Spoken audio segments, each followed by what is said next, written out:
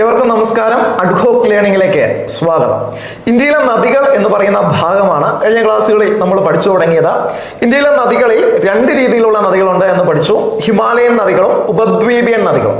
Himalayan നദികളാണ് Sindhu, Ganga, Brahmaputra തുടങ്ങിയ നദികൾ. ഉപദ്വീപിയൻ നദികൾ നർമ്മദ, താപ്തി, ഗോദാവരി, കൃഷ്ണ, കാവേരി, മഹാനദി തുടങ്ങിയവയാണെന്നും നമ്മൾ കഴിഞ്ഞ ക്ലാസ്സുകളിൽ കണ്ടിട്ടുണ്ടായിരുന്നു.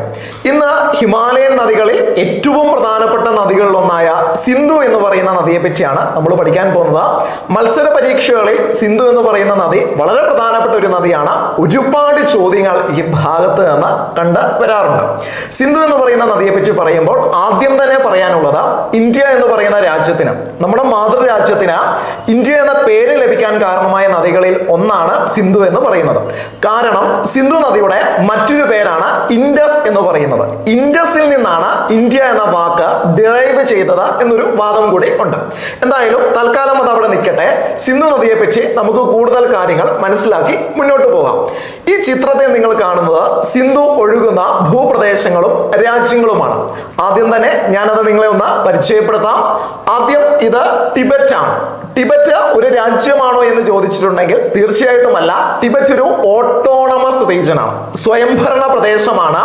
ചൈനയുടെ അധീനതയിലുള്ള സ്വയംഭരണ പ്രദേശമാണ് ടിബറ്റ് എന്ന് പറയുന്നത്. ഇനിയും രണ്ടാമതായി കാണുന്ന ഭൂപ്രദേശം നിങ്ങൾക്കറിയാം, ഇന്ത്യയാണ്. ഇന്ത്യയുടെ ഏത് ഭാഗമാണ് എന്ന് ചോദിച്ചിട്ടുണ്ടെങ്കിൽ കേന്ദ്രഭരണ പ്രദേശമായിട്ടുള്ള ലഡാക്ക് ആണ് നിങ്ങൾക്ക് കാണാൻ സാധിക്കുന്നത്. മൂന്നാമത് മറ്റൊരു രാജ്യമാണ്, അത് പാകിസ്ഥാൻ എന്ന് പറയുന്ന രാജ്യമാണ്. ഇനിയും ടിബറ്റിലെ ഒരു തടാകത്തിന്റെ പേര് പറയാൻ പോവാണ്. നിങ്ങൾ കേട്ടിട്ടുള്ളത് തന്നെയാണ്. അതിന്റെ പേരാണ് മാനസരോവർ എന്ന് പറയുന്നത്. മാനസരോവർ ഹിന്ദുമത വിശ്വാസികൾക്കും സിഖ് മത വിശ്വാസികൾക്കും പാഴ്സി മത വിശ്വാസികൾക്കും ഒരുപോലെ പ്രധാനപ്പെട്ട ഒരു തടാകമാണ് മാനസരോവർ എന്ന് പറയുന്നത്. ആ മാനസരോവർ തടാകത്തിന് തൊട്ടടുത്തായിട്ട് ഒരു ഹിമാനിയുണ്ട്. ആ ഹിമാനിയുടെ പേര് ഈ ക്ലാസ്സിലെ ഏറ്റവും പ്രധാനപ്പെട്ട പോയിന്റുകളിൽ ഒന്ന്. ആ ഹിമാനിയുടെ പേരാണ് ബൊഗാർച്ചു എന്ന് പറയുന്നത്. ബൊഗാർച്ചു ഹിമാനി. എങ്ങനെയായിരുന്നു ആ ഹിമാനിയുടെ പേര്? ബൊഗാർച്ചു. ബൊഗാർച്ചു ഹിമാനി. ആ ബൊഗാർച്ചു ഹിമാനിയിൽ നിന്നാണ് സിന്ധു നദി ഉത്ഭവിക്കുന്നത്. പരീക്ഷകളിൽ ചോദിച്ചിട്ടുണ്ട്, മുൻകാല ചോദ്യങ്ങളായിട്ട് വന്നിട്ടുണ്ട്. സിന്ധുവിന്റെ ഉത്ഭവം എവിടെയാണ്? എവിടെയായിരുന്നു സിന്ധു നദിയുടെ ഉത്ഭവം? ടിബറ്റിലെ മാനസരോവർ തടാകത്തിനടുത്തുള്ള ഒരു റിലേറ്റീവ് ലൊക്കേഷൻ ആയിട്ട് പറയുകയാണ്. ടിബറ്റിലെ മാനസരോവർ തടാകത്തിനടുത്തുള്ള ബൊഗാർച്ചു ഹിമാനി. എവിടെയാണ് ബൊഗാർച്ചു ഹിമാനി? ദാ ഇവിടെയാണ് ബൊഗാർച്ചു ഹിമാനി. ആ ബൊഗാർച്ചു ഹിമാനിയിൽ നിന്ന് ഉത്ഭവിക്കുന്ന നദിയാണ് സിന്ധു എന്ന് പറയുന്നത്. ഇനിയും സിന്ധു നദി ബൊഗാർച്ചു ഹിമാനിയിൽ നിന്ന് ഉത്ഭവിച്ച പടിഞ്ഞാറ് വശത്തേക്കാണ് ഒഴുകുന്നത്. വളരെ പ്രധാനപ്പെട്ട മറ്റൊരു പോയിന്റ് ആണ്. കാരണം മറ്റു രണ്ട് ഹിമാലയൻ നദികളും, ഏതെല്ലാമാണ് മറ്റു രണ്ട് ഹിമാലയൻ നദികൾ? ഒന്ന് ഗംഗ, രണ്ട് ബ്രഹ്മപുത്ര. ഈ രണ്ട് നദികൾ കിഴക്കു വശത്തേക്ക് ഒഴുകുന്ന നദികളാണ്. ശരിയല്ലേ? രണ്ട് നദികൾ എങ്ങോട്ടാണ് ഒഴുകുന്നത്? കിഴക്കു വശത്തേക്ക് ഒഴുകി ബേ ഓഫ് ബംഗാളിൽ പതിക്കുന്ന നദികളാണ്. എന്നാൽ സിന്ധു അങ്ങനെയാണോ? അല്ല. സിന്ധു എങ്ങോട്ടാണ് ഒഴുകുന്നത്? പടിഞ്ഞാറ് വശത്തേക്കാണ് ഒഴുകുന്നത്. അപ്പോൾ ഹിമാലയൻ നദികളിൽ പടിഞ്ഞാറ് വശത്തേക്ക് ഒഴുകുന്ന ഏക നദിയാണ്, പടിഞ്ഞാറ് വശത്തേക്ക് ഒഴുകുന്ന ഏക ഹിമാലയൻ നദിയാണ് ഏത് എന്ന് പറയുന്നത്? സിന്ധു എന്ന് പറയുന്നത്. അങ്ങനെ ചോദ്യങ്ങൾ കണ്ടിട്ടുണ്ട്, ചോദ്യങ്ങൾ ഇനിയും ചോദിക്കും. പടിഞ്ഞാറ് വശത്തേക്ക് ഒഴുകുന്ന ഏക ഹിമാലയൻ നദി ഏതാണ്? സിന്ധു ആണ്. അപ്പോൾ ആദ്യം നമ്മൾ എന്താ പറഞ്ഞത്? സിന്ധുവിന്റെ ഉത്ഭവമായിരുന്നു. സിന്ധുവിന്റെ ഉത്ഭവം എവിടെയാണ്? ടിബറ്റിലാണ്. ടിബറ്റിൽ എവിടെയാണ്? മാനസരോവറിലാണ്. മാനസരോവർ തടാകത്തിനടുത്തുള്ള ബൊഗാർച്ചു. ബൊഗാർച്ചു ഹിമാനിയിൽ നിന്നാണ് ആര് ഉത്ഭവിക്കുന്നത്? സിന്ധു ഉത്ഭവിക്കുന്നത്. ഇനിയും സിന്ധുവിന്റെ ആകെ നീളം എത്രയാണ്? സിന്ധുവിന്റെ ടോട്ടൽ ലെങ്ത് എത്രയാണ്? രണ്ട് രീതിയിൽ ഇതിന്റെ ആൻസർ കാണാറുണ്ട്. ഒന്നാമത്തെ ആൻസർ എന്ന് പറയുന്നത് 2880 കിലോമീറ്റർ എന്നാണ്. അപ്പൊ സിന്ധു നദിയുടെ നീളം 2880 കിലോമീറ്റർ എന്ന് കാണാറുണ്ട്. എന്നാൽ ഒന്നുകൂടി അക്യുറേറ്റ് ആയിട്ടുള്ള ആൻസർ ആണ് 3200 കിലോമീറ്റർ എന്ന് പറയുന്നത്. അപ്പോൾ നിങ്ങൾക്കൊരു സംശയം ഉണ്ടാവും, 2880 കിലോമീറ്ററും 3200 കിലോമീറ്ററും വന്നിട്ടുണ്ടെങ്കിൽ ഞങ്ങൾ എങ്ങനെ ആൻസർ ചെയ്യുമെന്ന്. അവിടെ നിങ്ങൾ യുക്തി ഉപയോഗിക്കുക. ഏതെങ്കിലും ഒരു ആൻസർ മാത്രമേ ഓപ്ഷനിൽ ഉണ്ടാവുള്ളൂ, അത് നിങ്ങൾ സെലക്ട് സെലക്ട് ചെയ്യുക. ഈ ക്ലാസ്സിൽ ഞാൻ 3200 കിലോമീറ്റർ എന്നുള്ള ആൻസർ വെച്ച് മുന്നോട്ട് പോകുന്നു. അപ്പോൾ സിന്ധു നദിയുടെ ആകെ നീളം എത്രയാണ് എന്ന് ചോദിച്ചിട്ടുണ്ടെങ്കിൽ എത്രയാണ് ആൻസർ? 3200 കിലോമീറ്റർ ആണ്. ഇനിയും ഈ 3200 കിലോമീറ്ററിൽ, അത് ആകെ നീളമാണ്, ഈ 3200 കിലോമീറ്ററിൽ 709 കിലോമീറ്റർ മാത്രമാണ് സിന്ധു നദി ഇന്ത്യയിലൂടെ ഒഴുകുന്നത്. എന്ന് വെച്ചാൽ ദാ ഇവിടെ മുതൽ ഇവിടെ വരെ സിന്ധു നദി ഒഴുകുന്ന ദൂരമാണ്. എത്രയെന്ന് പറയുന്നത് 709 കിലോമീറ്റർ ആണ്. 709 കിലോമീറ്റർ. അപ്പോൾ ചോദ്യം എങ്ങനെ വരും? സിന്ധു നദി ഇന്ത്യയിലൂടെ ഒഴുകുന്ന ദൂരം എത്രയാണ്? 709 കിലോമീറ്റർ. എന്നാൽ സിന്ധുവിന്റെ ആകെ നീളം എത്രയാണ്? ആകെ നീളം 3200 കിലോമീറ്റർ ആണ്. 3200 കിലോമീറ്റർ ആകെ നീളമാണ്. അങ്ങനെ സിന്ധു നദി 709 കിലോമീറ്റർ ഇന്ത്യയിലൂടെ ഒഴുകുന്നു. നേരെ ഏത് രാജ്യത്തിലേക്കാണ് വരുന്നത്? പാകിസ്ഥാനിലേക്കാണ്. ഈ ചിത്രത്തിൽ നിന്ന് നിങ്ങൾക്ക് ഒരു കാര്യം മനസ്സിലാവും. സിന്ധു നദി ഏറ്റവും കൂടുതൽ ദൂരം ഒഴുകുന്ന രാജ്യം ഏതാണ്? നല്ലൊരു ചോദ്യമല്ലേ? നല്ല ചോദ്യമാണ്. സിന്ധു നദി ഏറ്റവും കൂടുതൽ ദൂരം ഒഴുകുന്ന രാജ്യം പാകിസ്ഥാനാണ്. സിന്ധു ഒഴുകുന്ന രാജ്യങ്ങളുടെ എണ്ണം 3 ആണ്. സിന്ധു നദി ഒഴുകുന്ന രാജ്യങ്ങളുടെ എണ്ണം ചോദിച്ചാൽ എത്രയാണ്? 3 രാജ്യങ്ങളാണ്. ഒന്ന് ടിബറ്റ് ആണ്. ടിബറ്റ് രാജ്യമായിട്ട് അംഗീകരിക്കാത്തത് കാരണം അത് ചൈന എന്ന് നമ്മൾ പറയും. രണ്ടാമത്തത് ഏതാണ്? ഇന്ത്യയാണ്. മൂന്നാമത്തത് പാകിസ്ഥാനാണ്. അപ്പോൾ ഈ 3 രാജ്യങ്ങളിലൂടെ ഒഴുകുന്ന നദിയാണ് സിന്ധു. സിന്ധു നദി ഏറ്റവും കൂടുതൽ ദൂരം ഒഴുകുന്ന രാജ്യം അതേതാണ്? പാകിസ്ഥാനാണ്. പാകിസ്ഥാനുമായി ബന്ധപ്പെട്ട 3 പ്രധാനപ്പെട്ട പോയിന്റുകൾ, 3 ചോദ്യങ്ങളും മുൻകാല ചോദ്യങ്ങളാണ്. ഒന്നാമത്തെ ചോദ്യം, the national river of Pakistan. പാകിസ്ഥാന്റെ ദേശീയ നദി ഏതാണ്? ഒരു സംശയവും വേണ്ട, പാകിസ്ഥാന്റെ ദേശീയ നദിയാണ് സിന്ധു എന്ന് പറയുന്നത്. പാകിസ്ഥാന്റെ ജീവരേഖ, ഗംഗ എന്ന് പറയുന്ന നദിയെ പറ്റി പഠിച്ച സമയത്ത് നമ്മൾ പറഞ്ഞിട്ടുണ്ടായിരുന്നു. ഇന്ത്യയുടെ ജീവരേഖയാണ് the life line of India. ഇന്ത്യയുടെ ജീവരേഖയാണ് ആര്? ഗംഗ എന്ന് പറയുന്നത്. അങ്ങനെ പാകിസ്ഥാനും ഒരു ജീവരേഖയുണ്ട്. പാകിസ്ഥാന്റെ ജീവരേഖയാണ് സിന്ധു എന്ന് പറയുന്നത്. പാകിസ്ഥാനിലെ ഏറ്റവും നീളം കൂടിയ നദിയും ഏത് തന്നെയാണ്? സിന്ധു തന്നെയാണ്. അപ്പോൾ സിന്ധുവുമായി ബന്ധപ്പെട്ട, പാകിസ്ഥാനുമായി ബന്ധപ്പെട്ട 3 പ്രധാനപ്പെട്ട ചോദ്യങ്ങൾ. പാകിസ്ഥാന്റെ ദേശീയ നദിയാണ്, പാകിസ്ഥാനിലെ ഏറ്റവും നീളം കൂടിയ നദിയാണ്, പാകിസ്ഥാന്റെ ജീവരേഖയാണ് ഏത്? സിന്ധു എന്ന് പറയുന്നത്. ഇനിയും സിന്ധു നദിയെ പറ്റി പറയാനുള്ള മറ്റൊരു പോയിന്റ്, ഹിമാലയൻ നദികളിൽ 3 ഹിമാലയൻ നദികൾ, സിന്ധു, ഗംഗ, ബ്രഹ്മപുത്ര, ഈ 3 ഹിമാലയൻ നദികളിൽ ഏറ്റവും നീളം കൂടിയ ഹിമാലയൻ നദിയാണ് ഏത്?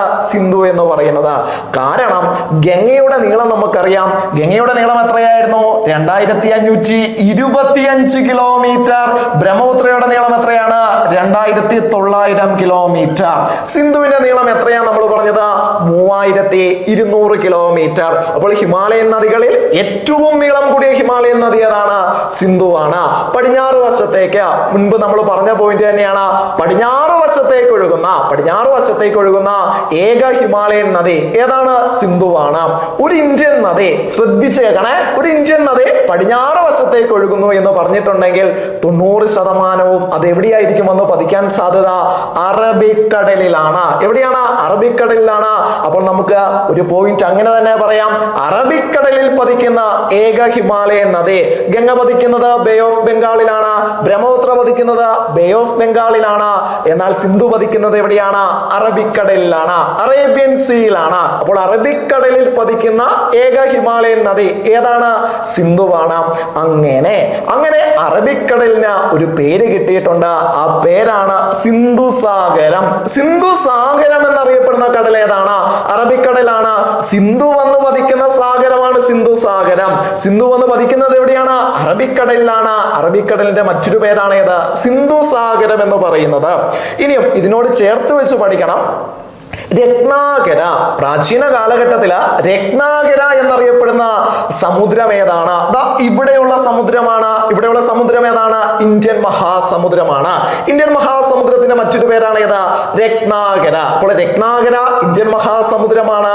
സിന്ധു സാഗരം ആരാണ്? അറബിക്കടലാണ് എന്നുള്ള വസ്തുത എന്ത് ചെയ്യുക? വസ്തുത ഓർത്തു വെച്ചേക്കുക. ഇനിയും അടുത്ത കാര്യം എന്ന് പറയുന്നത് അതും പ്രധാനപ്പെട്ട കാര്യങ്ങളിൽ ഒന്ന് തന്നെയാണ്. ഇന്ത്യൻ സബ് കോണ്ടിനെന്റിലെ, ഇന്ത്യൻ ഉപഭൂഖണ്ഡത്തിലെ ഏറ്റവും നീളം കൂടിയ നദി. ഇന്ത്യൻ ഉപഭൂഖണ്ഡം എന്ന് പറയുന്നത് 7 രാജ്യങ്ങളാണെന്ന് നിങ്ങൾക്കറിയാം. ഏതെല്ലാമാണ് ആ രാജ്യങ്ങൾ എന്ന് പറയുന്നത്? ഇവിടുത്തെ ശ്രീലങ്കയുണ്ട്, മാലദ്വീപ്, പാകിസ്ഥാന്, നേപ്പാള്, ഭൂട്ടാന്, ബംഗ്ലാദേശ്, ഇന്ത്യ. ഈ 7 രാജ്യങ്ങളിലെ ഏറ്റവും നീളം കൂടിയ നദി, ഇന്ത്യൻ ഉപഭൂഖണ്ഡത്തിലെ ഏറ്റവും നീളം കൂടിയ നദിയും ഏത് തന്നെയാണ്? സിന്ധു തന്നെയാണ്. ഇനി മറ്റൊരു പോയിന്റ് കൂടെ ഉണ്ട്. ഇന്ത്യൻ സബ് കോണ്ടിനെന്റിന്റെ ഏറ്റവും പടിഞ്ഞാറ് വശത്തൂടെ, ഇന്ത്യൻ ഉപഭൂഖണ്ഡമാണ്, ഇന്ത്യൻ ഉപഭൂഖണ്ഡത്തിലെ പടിഞ്ഞാറ് വശത്തൂടെ ഒഴുകുന്ന നദി ഏതാണ്? അതിന്റെ ആൻസറും ഏത് തന്നെയാണ്? സിന്ധു എന്ന് തന്നെ ഓർത്തു വെച്ചേക്കുക. ഇനിയും പുരാണങ്ങളുമായി ബന്ധപ്പെട്ട അല്ലെങ്കിൽ ഇതിഹാസങ്ങളുമായി ബന്ധപ്പെട്ട പറയുന്ന ഒരു പോയിന്റ് ഉണ്ട്. ഋഗ്വേദത്തിൽ, ആദ്യവേദമായിട്ടുള്ള ഋഗ്വേദത്തിൽ ഏറ്റവും കൂടുതൽ പരാമർശമുള്ള ഇന്ത്യൻ നദി ഏതാണ്? ഋഗ്വേദത്തിൽ ഏറ്റവും കൂടുതൽ പരാമർശമുള്ള ഇന്ത്യൻ നദിയും ഏത് തന്നെയാണ്? സിന്ധുവാണ് കേട്ടോ. അങ്ങനെ ഇന്ത്യയുമായി ഒരുപാട് ബന്ധങ്ങളുള്ള ഒരു നദിയാണ് സിന്ധു. ഇന്ത്യക്ക് ഇന്ത്യ എന്ന പേര് ലഭിക്കാൻ കാരണമായ നദിയാണ്. ഋഗ്വേദത്തിൽ ഏറ്റവും കൂടുതൽ പരാമർശമുള്ള നദിയാണ് ഏത്? സിന്ധു എന്ന് പറയുന്നത്. അങ്ങനെ സിന്ധു നദിക്ക് ഒരു വിളിപ്പേരുണ്ട്, ഫാദർ ഓഫ് ഇന്ത്യൻ റിവേഴ്സ്. ഇന്ത്യൻ നദികളുടെ പിതാവ് എന്നറിയപ്പെടുന്നു. വളരെ പ്രധാനപ്പെട്ട പോയിന്റ് ആണ്. ഒരുപക്ഷെ പിതാവ് എന്നെല്ലാം കേൾക്കുമ്പോൾ നമ്മൾ ചിന്തിക്കുക ഒരു മെയിൽ നെയിം ആയിരിക്കും അല്ലെ? അത് PSCക്ക് കൃത്യമായിട്ട് അറിയാം. 2019 ഒരു PSC പരീക്ഷകളിൽ ചോദിച്ച ചോദ്യമാണ്. ഇന്ത്യൻ നദികളുടെ പിതാവ് എന്നറിയപ്പെടുന്നത്, ഇന്ത്യൻ നദികളുടെ പിതാവ് എന്നറിയപ്പെടുന്നത് സ്വാഭാവികമായിട്ടും നമ്മൾ ബ്രഹ്മപുത്രയിലേക്കോ രവിയിലേക്കോ ദാമോദറിലേക്കോ പോകും. കാരണം മെയിൽ നെയിമുകളുള്ള നദികൾ അതെല്ലാമാണ് നമുക്കറിയുന്നത്. എന്നാൽ അങ്ങനെയല്ല. PSCയുടെ ആൻസർ ഏതാണ്? സിന്ധുവാണ്.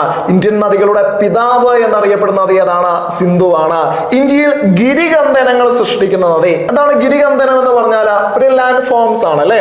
ഒരു ഫ്ലൂവിയൽ ലാൻഡ് ഫോംസ് ആണ്, നദീജന്യ ഭൂരൂപമാണ് ഗിരികന്ധനങ്ങൾ എന്ന് പറയുന്നത്. ലാൻഡ് ഫോംസ് എന്ന് പറയുന്ന ഭാഗം എടുക്കുന്ന സമയത്ത് അതിനെപ്പറ്റി നമ്മൾ വിശാലമായിട്ട് പതിക്കും. ഗോർജസ് എന്ന് ഇംഗ്ലീഷിൽ പറയും. ഗിരികന്ധനം അല്ലെങ്കിൽ ഗോർജസ് അല്ലെ? ആഴമേറിയ വാലികളെ വിളിക്കുന്ന പേരാണ് ഗിരികന്ധനങ്ങൾ എന്ന് പറയുന്നത്. ഇന്ത്യയിൽ ഗിരികന്ധനങ്ങൾ സൃഷ്ടിക്കുന്ന ഏക നദിയും ഏത് തന്നെയാണ്? സിന്ധു തന്നെയാണ് കേട്ടോ. അപ്പോൾ ഇന്ത്യയിൽ ഗിരികന്ധനങ്ങൾ സൃഷ്ടിക്കുന്ന ഏക നദി ഏതാണ്? സിന്ധുവാണ്. ഇനിയും സിന്ധു എന്ന് പറയുന്ന നദിയെ പറ്റിയുള്ള മറ്റൊരു പോയിന്റ് ആണ്. ലോകത്ത് ആദ്യമായി എന്നാണ് പറഞ്ഞത് കേട്ടോ. ലോകത്ത് ആദ്യമായിട്ട് പരുത്തി കൃഷി ചെയ്തത് ഏത് നദിയുടെ തീരങ്ങളിലാണ്? അതിനു മുമ്പ് നിങ്ങൾ ഒരു കാര്യം മനസ്സിലാക്കുക. ലോകത്ത് ആദ്യമായി പരുത്തി കൃഷി ചെയ്തത് ഹാരപ്പൻ ജനതയാണ്. ഹാരപ്പൻ നാഗരികതയുമായി ബന്ധപ്പെട്ടാണ്. അപ്പോൾ ഏത് നദിയായിരിക്കും ആൻസർ എന്ന് പറയുന്നത്? സിന്ധു ആണ് ആൻസർ കേട്ടോ. ലോകത്ത് ആദ്യമായിട്ട് പരുത്തി കൃഷി ചെയ്തത് മോഹൻജദാരോയിലാണ്. ഹാരപ്പൻ സംസ്കാരവുമായി ബന്ധപ്പെട്ട് ഏറ്റവും പ്രധാനപ്പെട്ട നഗരമായിട്ടുള്ള മോഹൻജദാരോയിലാണ് ലോകത്ത് ആദ്യമായിട്ട് പരുത്തി കൃഷി ചെയ്തത്. അപ്പോൾ മോഹൻജദാരോ ഓർത്തു വെച്ച് വെക്കണേ. മോഹൻജദാരോ ഏത് നദിയുടെ തീരത്താണ്? മോഹൻജദാരോ ഏത് നദിയുടെ തീരത്താണ്? സിന്ധു നദിയുടെ തീരത്താണ് ഏത് സ്ഥിതി ചെയ്യുന്നത്? മോഹൻജദാരോ സ്ഥിതി ചെയ്യുന്നത്.